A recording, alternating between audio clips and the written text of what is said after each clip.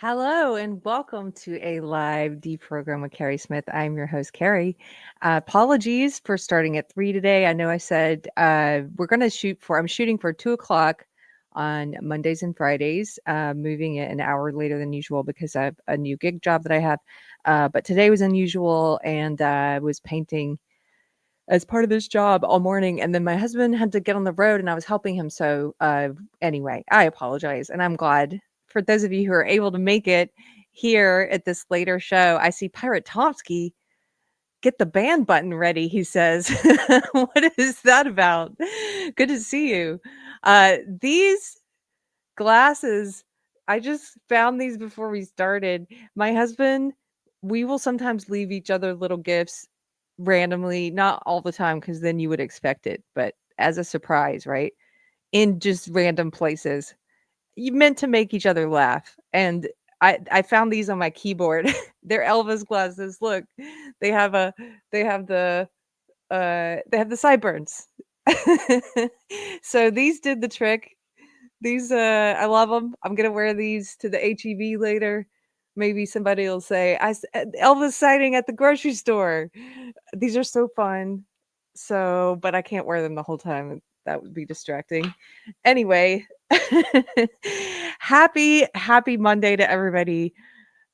So glad to be here, and I hope you had a great weekend. If you are First of all, if you're in the Georgetown, Texas area, I wanna invite you to come to our church if you are looking for a church, if you don't have a church family.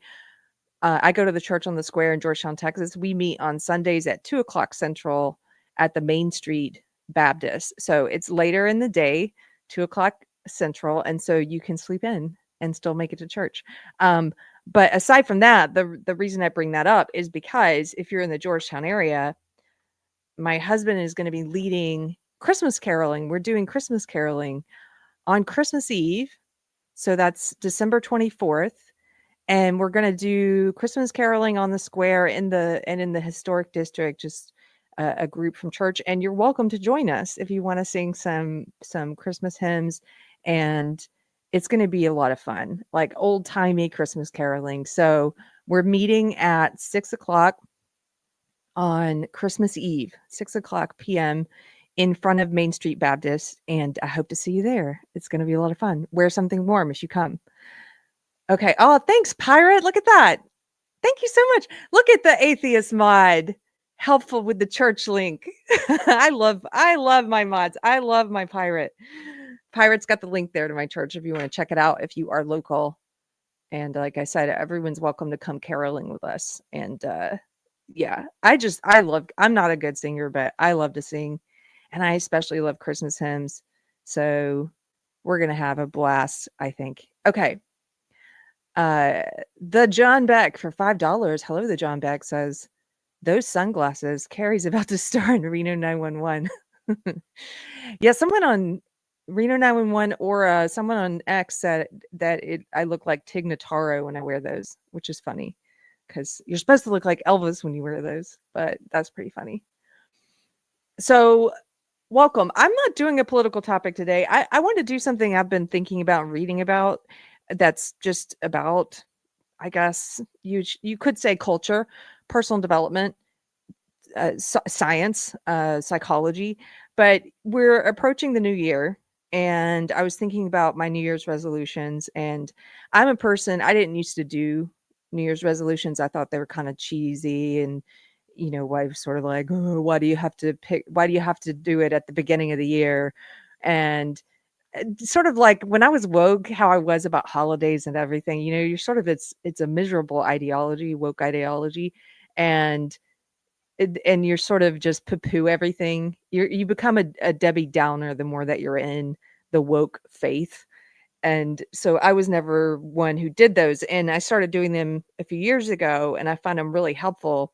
And to answer the cynical question of my youth of why the beginning of the year, because it's a natural restarting. It's a natural restarting. It gives you, there's something you've been wanting to do, to either change a habit that you've wanted to end or to develop. And this is just a natural time of year to do that. It might give you more impetus to actually do it. you shouldn't feel pressured to do it. And in fact, in some of the research and some of the studies we're going to look at today, you can see that a lot of people who do New Year's resolutions say that they felt pressured to do them, which is terrible. If you feel pressured to do it, then it's very unlikely that you're going to be successful, right? Because you're doing it out of some sense of like, I have to do this. No, you don't have to do it. It's a gift. It's a blessing if you want to do it. It's a gift. If you're doing it out of like, I got to come up with my resolutions, it's very unlikely it's going to work anyway. So only do it if you want to. If there's something, when you evaluate yourself and evaluate your life and where you're at and how much time you might have left, God willing, and you say, this is something I want to tackle this year, then that's a good reason to do it. But not out of some sense of everyone else is doing it or, I have to. That would be my first tip, is that you should want to do it. So I've been reading some of the science, like the studies about New Year's resolutions and how successful are they. And surprisingly, there are not a lot of studies there. You can definitely find some, but it's an area that doesn't seem to be an area that people have really taken a lot of time to focus on until recently. There's some more recent studies about it.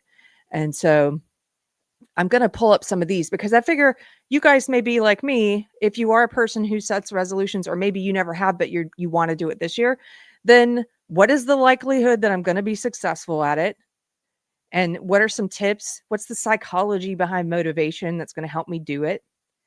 And I know this channel, Deprogrammed, the focus of my channel is to help people to leave woke ideology, my old belief system, social justice ideology. You guys know that if you're regulars here. And how does this relate? I think this relates in the living and the doing. Like this relates because a lot of times when you leave a cult, especially if you leave a cult like woke, you're sort of starting all over again and figuring out how to be in the world and how to behave and how to, you're figuring out what you actually think about things, because for as long as you were in the cult, you were given received opinions and received beliefs. And a lot of times for people who leave cults, like the woke cult, when you first leave, there's this feeling of like, I don't even know who I am. I don't even know. And as I mentioned, in the woke cult in particular, there's this real sense of Debbie Downer kind of black pill, just negative emotion in that cult. A lot of people in that belief system are on all kinds of prescription drugs to try and change their mood and elevate their mood or their behavior, and to address things like depression or anxiety or attention deficit and things like that. And so I think sometimes when you come out of a cult, it's sort of, how do I find out who I am, what I believe, what's important in life, and where am I and where do I want to be? And so I think it absolutely relates. So let's take a look. Let's take a look at some of these studies about New Year's resolutions. Okay. So let's start with the Pew Research Center one. I think this one's interesting. Let's see. Can you guys see that? Oh, there it is. Okay, so I pulled up Pew Research Center, and this is from this year, actually, January 29th of 2024. New Year's resolutions, who makes them and why? It's the time of year when New Year's resolutions are made and sometimes broken. 3 in 10 Americans report making at least one resolution this year, with half of this group making more than one, according to a new Pew Research Center survey. Now, so they're saying 30% make New Year's resolutions.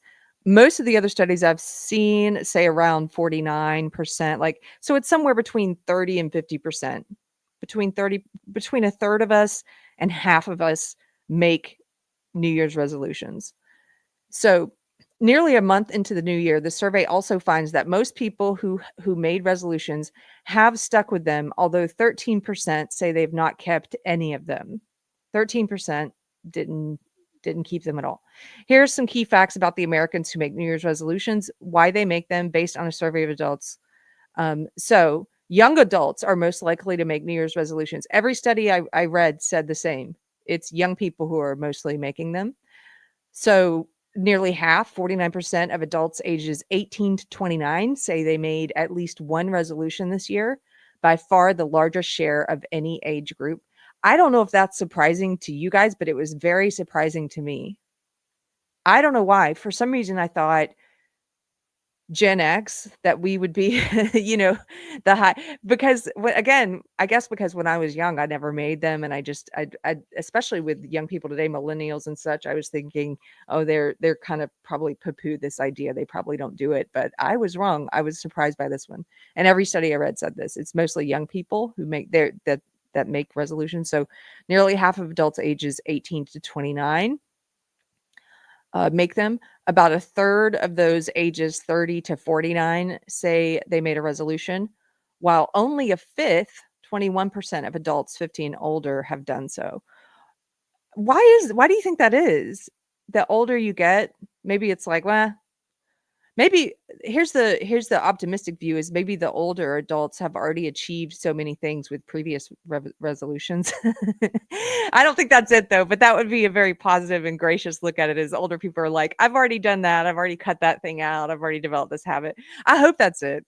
But it could also be that the older you get, the more you're like, nah, I'm not going to change at this point. Like, I'm pretty set in my ways. And that's not true. If that's it, if that's the reason, if you're an older person, you're like, I'm pretty set in my ways. I don't think I can change this. That's not true.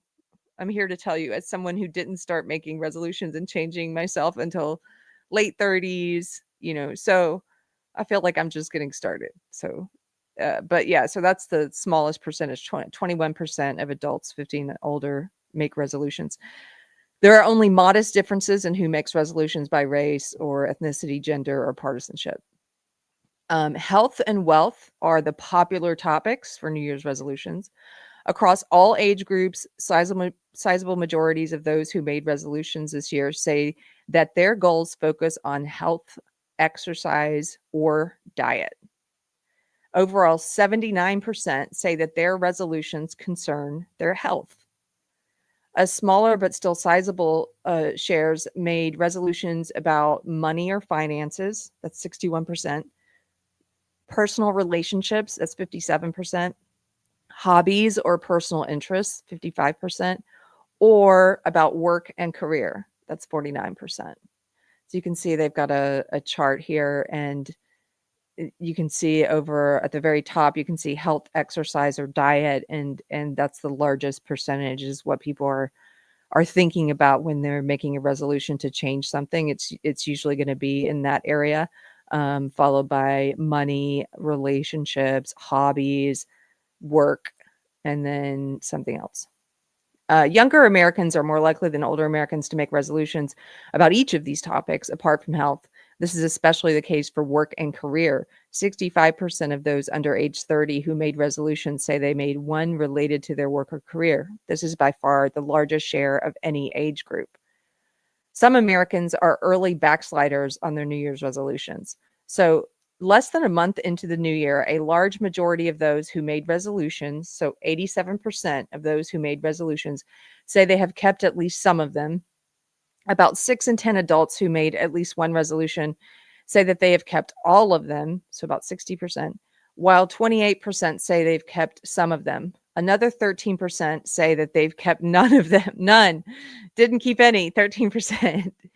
There are only modest demographic differences when it comes to who has broken resolutions and who's stuck with them so far. Many Americans just don't like making New Year's resolutions. So it says of the 70% of Americans who did not make any New Year's resolutions this year, a majority, 56%, say their main reason for not doing so is they simply do not like to make resolutions. That was me. I was in that large percentage until the past few years. I was sort of like, why? What's the point?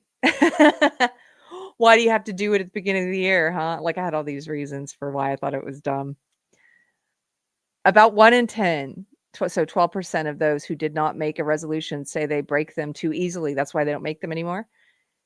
And nearly as many, 9%, say they couldn't think of any resolution to make. Really? Really? You're done. You're just done growing? You can't think of anything that you would like to do or improve or learn? That's I don't know. I don't know. That's kind of incredible. It's only 9% of people though, but still I just find that who are you people?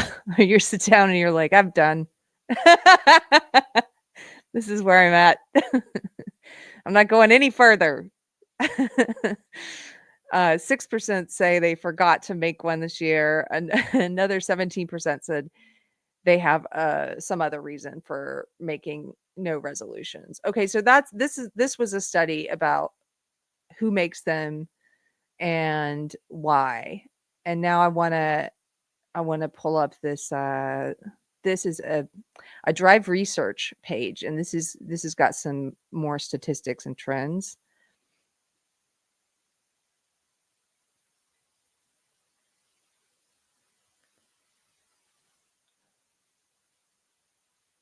LXP says there are no resolutions in this particular white box with white walls and a toilet. I don't think I get that comment, but I stared at it for a second because this morning I was painting a bathroom white and I'm like, how do you know my life? How do you know when I was in a little box painting white walls and there was a toilet there? I'm sure that's a coincidence, but LXP, what's going on? Okay. Here we go. Thank you. AN says, click the like button for Keri, please. Yes, if you like this stream, if you want to help support the channel, please hit like. Okay. So this is from Drive Research, New Year's resolution statistics and trends. And this is another recent one from 2024. And so they just had, I don't know, some interesting stats. These are similar to the Pew Research Center poll that we looked at. 3 in 10 Americans made a resolution in 2024.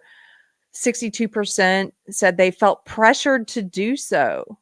That we didn't see that in the other study. This is where I'm talking about how that's so weird. If you're going to make one, but you're making it because you feel pressured, I think you just shouldn't make one because it's probably going to fail. And then you're going to become one of those people who don't make them anymore because you're like, I always fail at them. But it was because you were only doing it out of pressure anyway. You didn't really want to do it. So if you're one of those 62% and you're listening to this and you're like, I don't want to I feel pressured, then don't do it. Don't do it because it's probably not going to succeed. 79% of the New Year's resolutions involve improving health. Only 6% of adults make resolutions about traveling more. That's interesting. So of those 62% making resolutions who say they feel pressured to do so, it says that 64% of women tend to feel slightly more pressure than the men at 60% to make resolutions. When it comes to age groups, Gen Z feels the most pressure to commit to a resolution at 39%. Really? Again, that was surprising to me. They feel a lot of pressure to do it. 80% of goal setters feel confident that they can stick to their resolutions throughout the year. But this is easier said than done. In fact, 20% of those making resolutions will actively keep themselves accountable when sticking to their goals. So 80% feel confident they can stick to it throughout the whole year, but only 20% do. Only 20% hold themselves accountable throughout the year. Of those who don't make resolutions, just not wanting to is the key reason. And then they have, again, those over the age of 55 are 3 times less likely to set New Year's goals when compared to younger adults. This here is it covers some of the same stuff as the Pew study about the things people make resolutions about, health being number one. And then these are some of the results. I thought this was interesting. How many New Year's resolutions come true? Let's see how many resolutions come true with these New Year's resolution stats.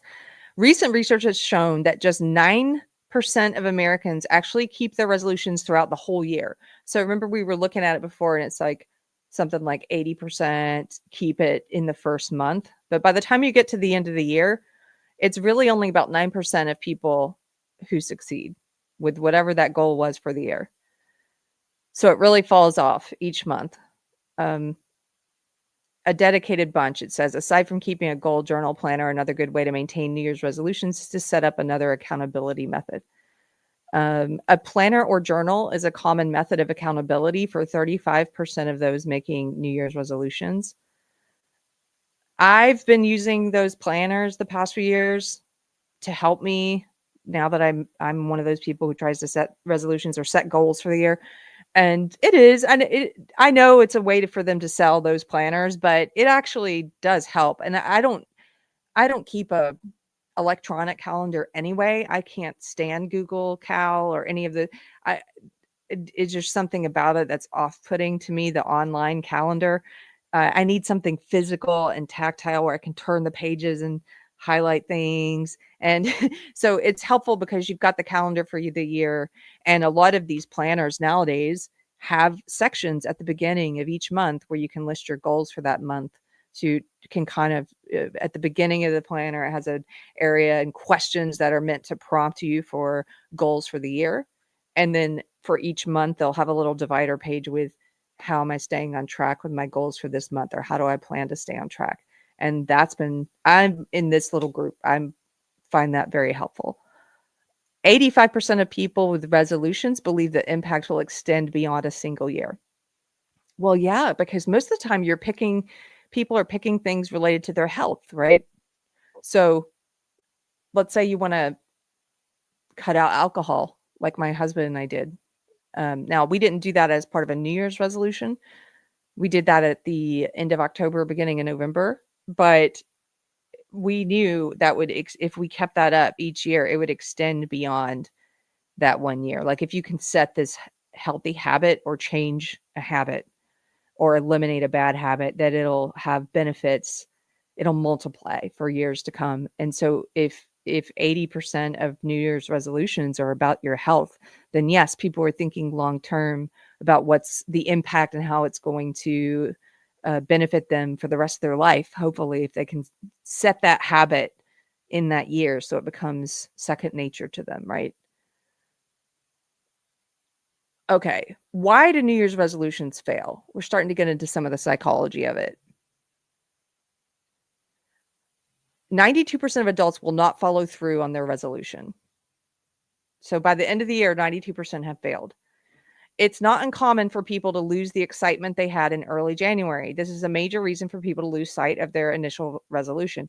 So I've got some tips we're going to look at in a second from a psychologist. And one of the tips that we're going to look at is about how you have to mind the middles, because people get really excited at the beginning of a long goal. Let me remove this for a second. They get really excited at the beginning of a long goal, and they get excited if they make it to the end. They get excited again towards the end, but in the middle, they get sloppy with it. On average, we tend to get sloppy with it in the middle. We lose enthusiasm, and that's when people fall off. And the psychologist, we're going to look at some of her tips in a second, but something she said that was interesting is that people will literally cut corners in the middle of something, like literally cut corners, meaning they've done studies where they will give people these shapes to cut out, like let's say like 10 different shapes.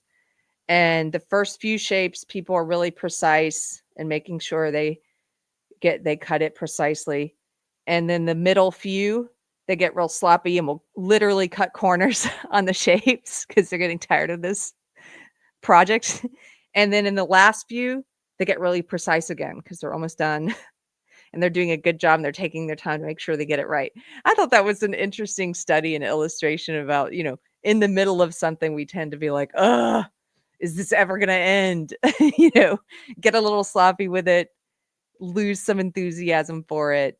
And so one of the tips that we're going to look at, but I'll just tell you now, and rather than keep you waiting, is about the minding the middles part, is to break up your year-long goal into monthly or weekly goals so that you are reducing the amount of time that's like in the middle, if that makes sense. So, you hit the monthly goal and then you start all over again. You get that excitement again at the beginning of the month of what the next goal is for that month, right?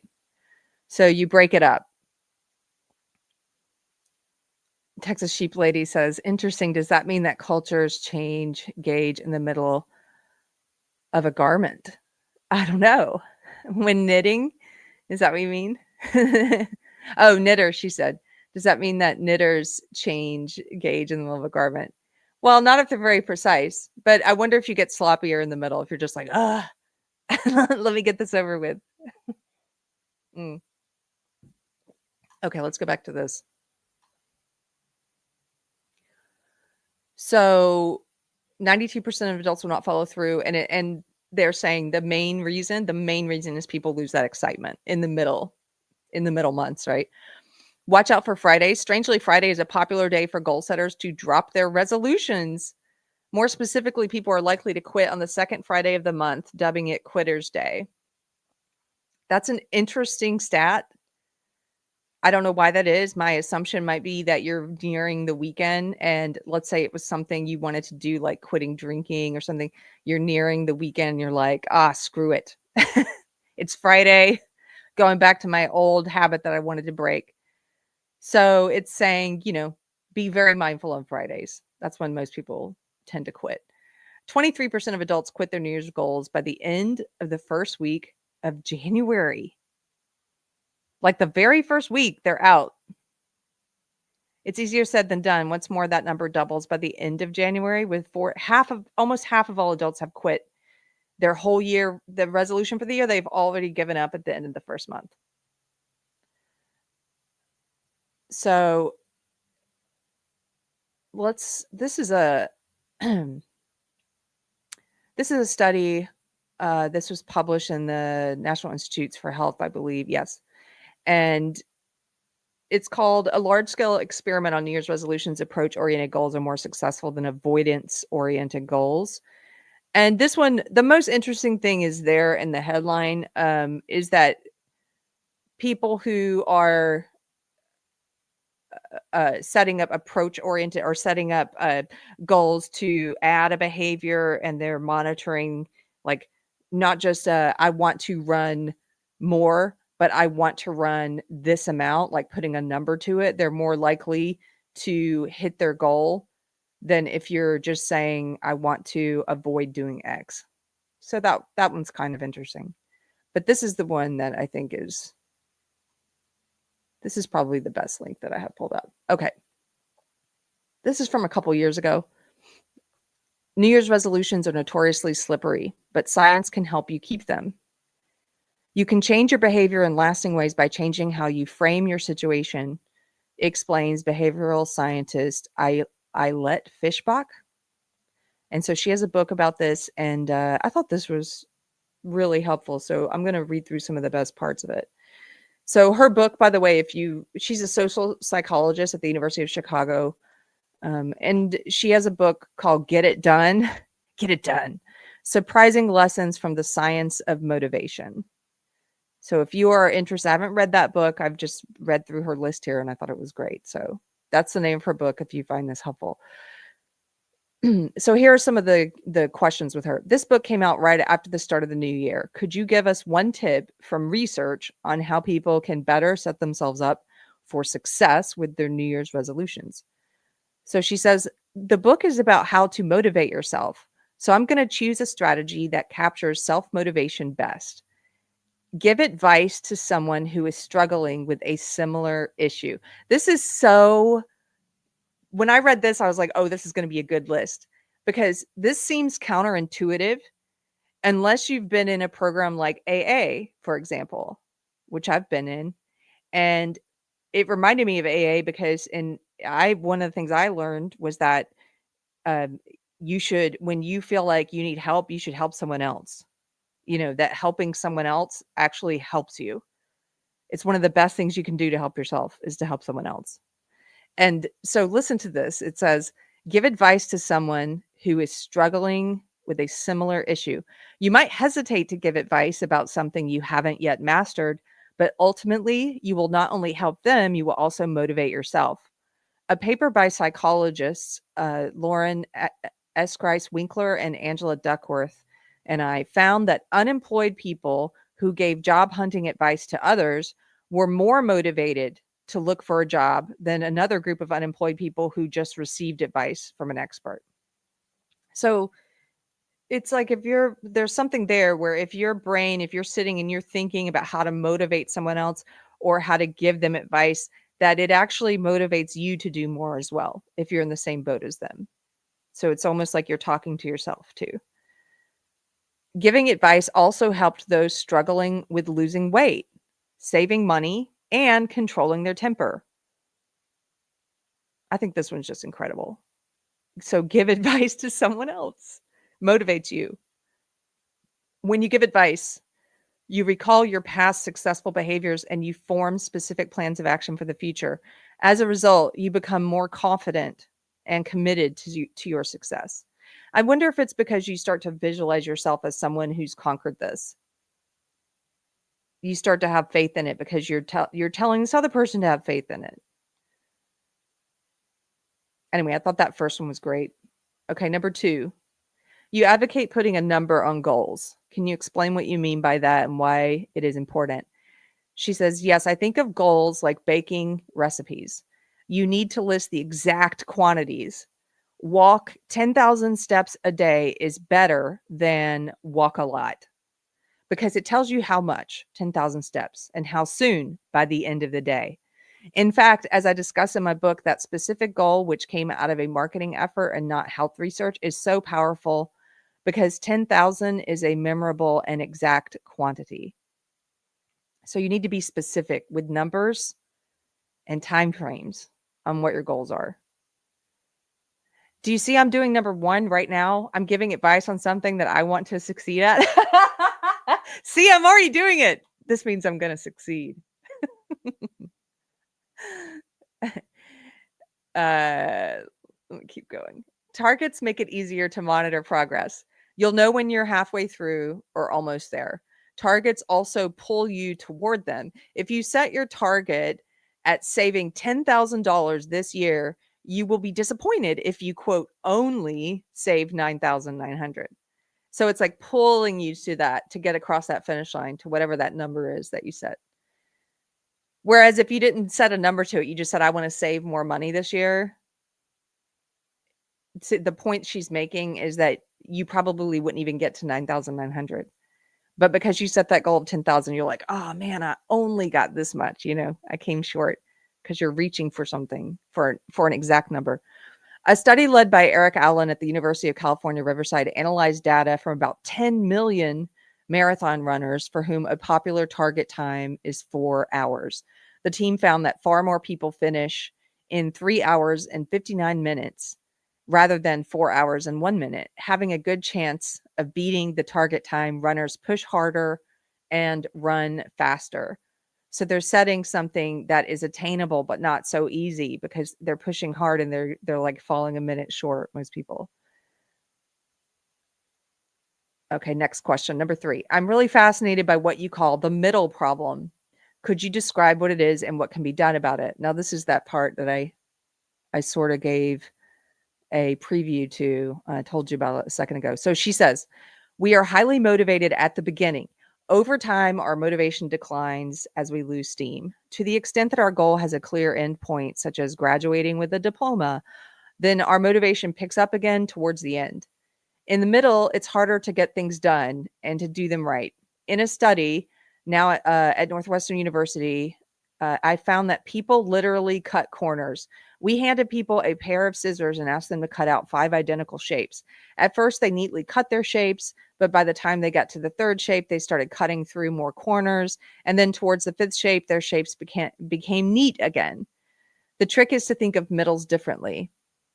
Your fresh start effect is one intervention that does this. It encourages people to use temporal landmarks, such as the first day in the month, to restart their goal. So you're starting, each month is like a beginning.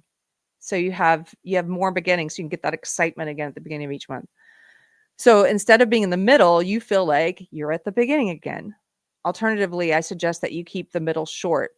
A monthly saving goal is better than an annual saving goal.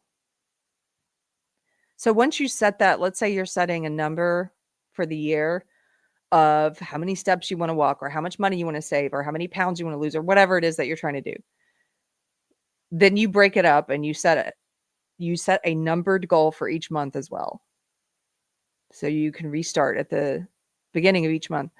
Number 4, to keep motivated, when should we focus on what we've accomplished and when should we focus on the work that still lies ahead? So she says, how we monitor progress matters. At the beginning of pursuing a goal, you should look back at your completed actions. Beyond the midpoint, you should look ahead at what's still missing.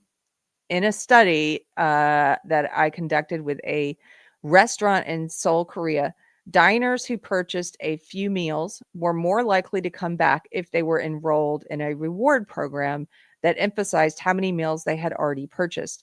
But diners who had already purchased many meals were more likely to come back if they were enrolled in a reward program that emphasized how close they were to winning a free meal. So if they've only eaten, she's saying if you've only done a few things, it helps to look back at those few things you've done. That's a reward. It psychs you up. But if you've already done a lot, like that makes sense. If you're well on your way, let's say you're 3/4 of the way towards your goal, it helps to look at how little remains for you to reach it. I think we kind of naturally do this. I don't know about you guys, but I kind of naturally do this anyway. I think maybe we all do. Anytime Anthony and I tackle a room in this house to renovate, like when we did this office, at the beginning, there's so much in front of us of what needs to be done. Everything, like in this room, everything from tearing out the fireplace to patching the floor to taking out an exterior door and then sheetrocking those 2 areas and then mudding and painting and sanding the floors and staining and finishing. There's so many steps, caulking, all of it. And at the beginning, it helps to like look at those. I would look at what we've done so far. It's like, oh, great. Once we got the fireplace out, it's like, this is amazing. But then the closer you get to the end, it's more motivating to think, oh, I only have this left to do. I only have this. So kind of motivating myself with all that we've done at the beginning. And then, oh, look, only this much to go, right? At the end. I just think that's kind of natural. She says, looking back at what you've done reaffirms your commitment. If you're unsure whether a goal is worthy or whether you can do it, look back at what you've already achieved. Looking ahead makes you realize how far you are from your target. If you're already committed, you'll want to make more progress when you look ahead. Okay, number 5. How does our experience of fun or discomfort influence our motivation? So she answers, you and I both have done research showing that finding the fun path to a goal is a key for persistence. But why is fun so important? The reason is that humans respond more strongly to immediate outcomes. If doing something makes you feel good while you do it, you're more likely to persist than if you think it'll make you feel good at some distant point in the future.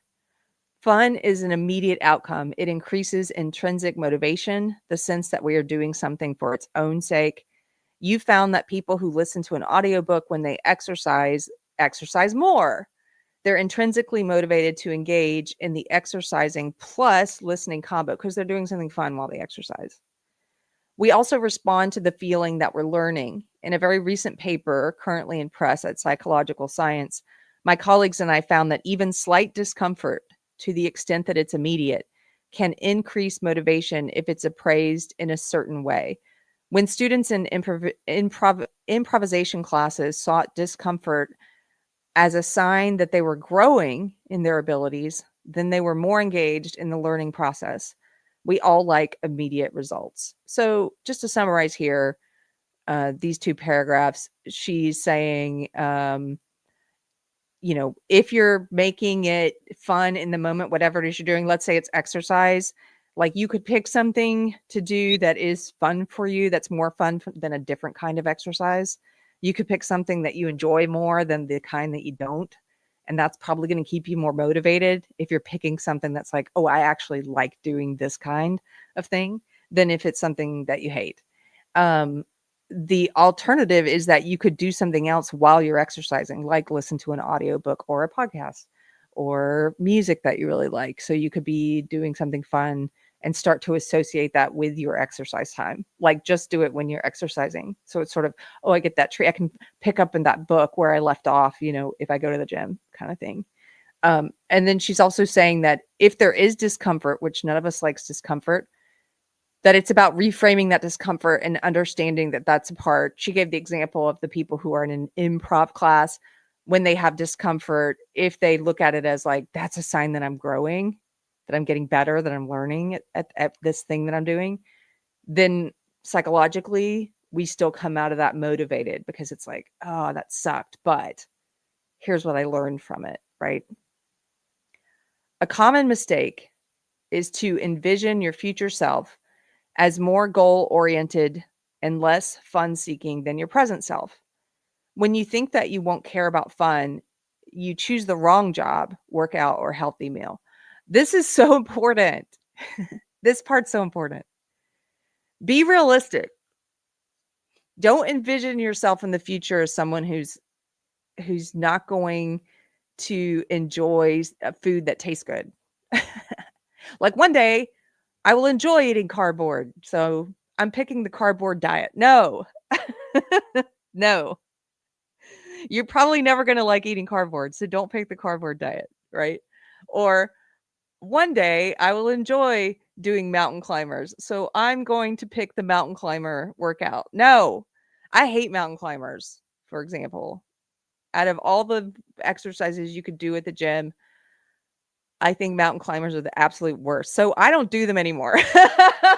Like I do the things I like.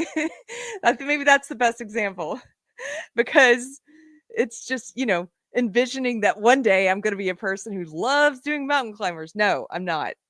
But I do like doing other things. So pick the ones that you like. I love doing the Arnold press. I love doing lunges, pick the ones that you like.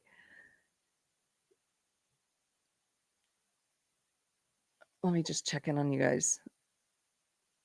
Pirate Tomsky for 5 pounds. Thank you, Pirate Tomsky.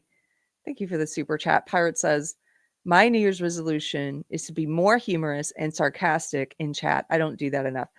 Oh, that's a great one, but you got to set numbers, Pirate. How many jokes per month? How many sarcasms and how many jokes? Thank you very much. Confirmed. Keri hates mountain climbers. Clip that. I hate them. You know what I'm talking about? The exercise. It's an exercise called mountain climbers. I hate them. Okay. You devote a whole section of your book to social support. What kind of social support do you think is the most important to achieving a goal, and how can people go about finding it? So she answered, when I watched the Olympic Games last summer, it did not inspire me to exercise. But when my spouse expects me to join him in our basement for our morning workout, it motivates me to get out of bed and into my yoga pants. The best social support comes from someone who wants you to succeed. So obviously, people who love you, people who are in your life who are going to help motivate you. That's if you can find a gym buddy, a friend that you go to yoga class with, if you can go to the gym with your spouse, if you can go on walks with your spouse, find somebody to do this with you so that there's somebody that you don't want to let down. Because so often, I don't have it pulled up here, but I've read studies that say that we treat the people we love a lot better than we treat ourselves on average. Most people, not everyone. And so you're more likely to stick with something if there's somebody else's, you don't want to let that person down and not show up. You don't want to let that person down and not be their gym buddy, but you're happy to this definitely I'm the average. I fall right in the average on this. This definitely applies to me because if it's just me, I can say, "Oh, I can let myself down." That's like I think it was Jordan Peterson who talked about this study that most people, we tend to take better care of our friends and family and our pets than we do ourselves. Do you guys remember him talking about this study? I remember it blew my mind, and the more I thought about it, I was like, "This makes so much sense." And anecdotally, it's true with myself and people I know.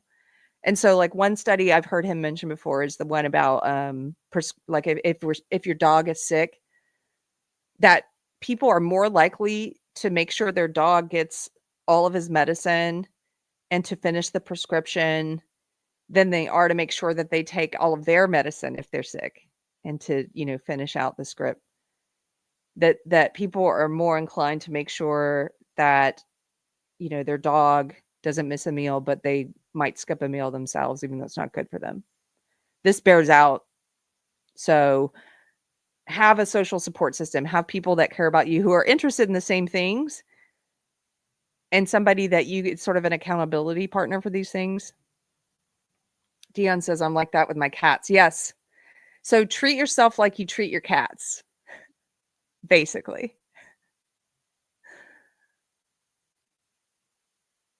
Okay. If readers could remember just one thing from all the research you cover in this book, Get It Done, what would you want it to be and why? And she says, you influence yourself by changing your circumstances and how you think of them. Often framing the same situation in a different way can provide a substantial boost to your motivation. So that's her takeaway, is how we think about things. And that's definitely something that has proven true for me in the past few years, is just starting to see things in a different way instead of seeing things in the Debbie Downer way, which is sometimes like second nature. I think it's a little more like second nature for people who are in my old ideology, but it could become second nature for anyone. And so, for example, when something that is quote unquote bad happens to me, like almost everyone, at first I am focused on what's bad about it, the bad thing, right? But immediately it becomes, you can train yourself where this becomes second nature too, because almost immediately I'll start to think about the silver linings, or what I'm supposed to learn from it, or what could be taken as a positive from it, or what kind of opportunity could come from it. And it's just about changing your frame of mind, your psychology, and it actually does elevate your mood.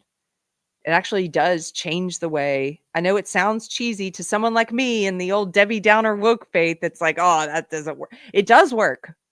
It does work. And I practice this with my loved ones. And my husband practices this with me.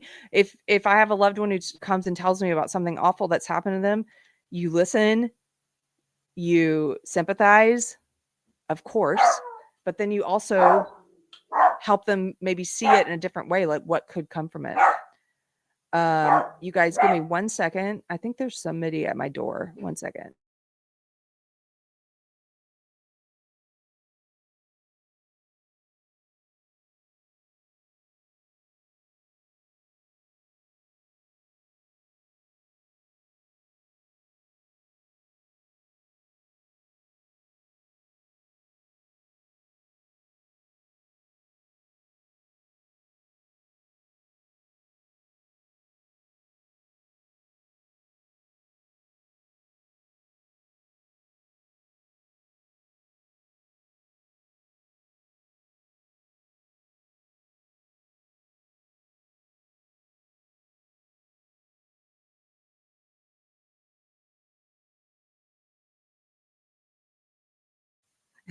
You guys, this is the vicious doggy. Did you hear? He's our little doorbell and protector, and he tells us when anybody comes to the house. Like, what a scary puppy, right? So, I actually, John says Tiger's trying to tell you something now.